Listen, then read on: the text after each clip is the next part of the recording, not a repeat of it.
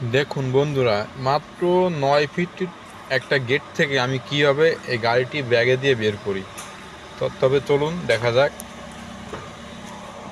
মনোযোগ সহকারে দেখবেন, ভালো লাগলে অবশ্যই চ্যানেলটিকে লাইক দিয়ে সাবস্ক্রাইব করে রেখে যাবেন এবং পাশে থাকা বেল আইকনটি চালু করতে ভুলবেন না।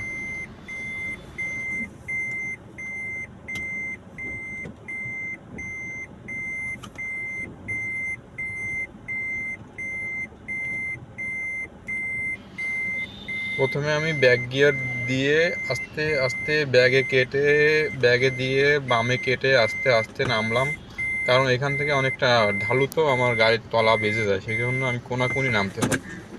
দেখুন, আমি একবারে নিচে চলে আসলাম। এখন আবার সামনের দিকে যেয়ে গাড়িটা পার্কিং করে রাখবো।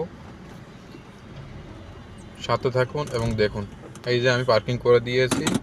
এখন আমি গাড়ি থেকে নেমে যাব। আল্লাহ।